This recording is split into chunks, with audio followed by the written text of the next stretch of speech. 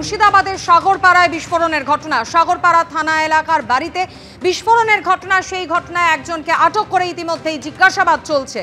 মজুদ বোমা ফেটেই বিস্ফোরণ হয়েছে এমনটাই পুলিশ সূত্রে খবর।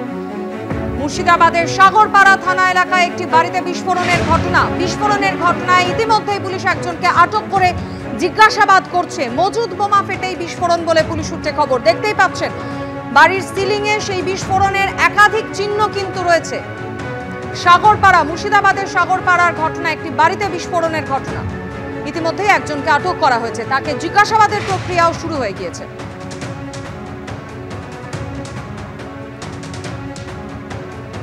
মজুদ বোমা ফেটেই বিস্ফোরণের ঘটনা মুর্শিদাবাদের সাগরপাড়ায়, পুলিশ সূত্রে এমনটাই জানা যাচ্ছে।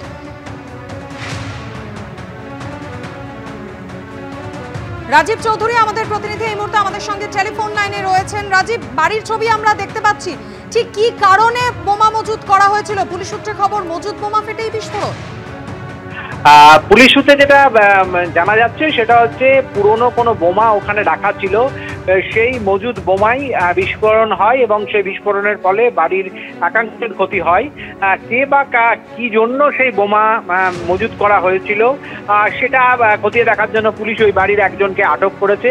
এবং আমাদের উল্লেখ হচ্ছে এই অঞ্চলে বেশ কিছুদিন ধরেই অশান্তি চলছিল, ফলে সম্প্রতি পুলিশ সেখানে সিসিটিভিও বসিয়েছে এবং এই যে দুষ্কৃতীদের গতিবিধি নিয়ন্ত্রণ করার জন্য, এবং তারপর থেকেই কিন্তু এই ঘটনা ঘটায়। পুলিশের পক্ষ থেকে যেটা জানানো হচ্ছে যে এই পুরনো কোনো জমা রাখা বোমা, সেই বোমা কোনো কারণে বিস্ফোরণ হয় এবং তারপরেই এই বোমা বিস্ফোরণের ঘটনা ঘটে।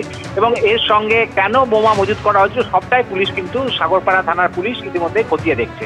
রাজীব, এখানেই জানতে চাইবো, একজনকে ইতিমধ্যে আটক করা হয়েছে, জিজ্ঞাসাবাদের প্রক্রিয়াও চলছে। যাকে আটক করা হয়েছে তার পরিচয় সম্পর্কে কিছু জানা যাচ্ছে? যে বাড়িতে এই বোমাটি বিস্ফোরণ হয় সেই বাড়িরই সদস্য, এবং পুলিশ তাকে জিজ্ঞাসাবাদ করে জানার চেষ্টা করছে কি বা কেন এখানে বোমাটা মজুদ করা হয়েছিল সেটা জানার চেষ্টা করছে।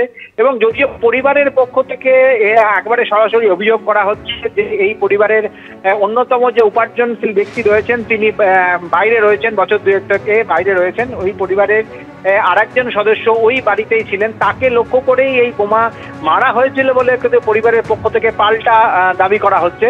এবং তারা যেটা বলছেন যে তাদের পরিবার লক্ষ্য করেই এই ধরনের বোমা ছোড়া হয়েছে।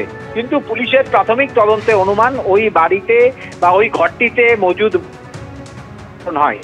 পরিবারের পক্ষ থেকে যেটা বলা হচ্ছে, যেটা ভোর রাতে এই যে বিস্ফোরণ হয়েছে সেই বিস্ফোরণের পিছনে কারণ কি রয়েছে, গতিবিধি কি রয়েছে সবটাই, যেহেতু পুলিশ ওখানে সিসিটিভি নতুন করে এখানে ইনস্টল করেছে, ফলে তার গতিবিধি পুলিশ খতিয়ে দেখছে এবং তারপরে গোটা বিষয়টি পরিষ্কার হয় বলে পুলিশ সূত্রে আমরা জানতে পারছি।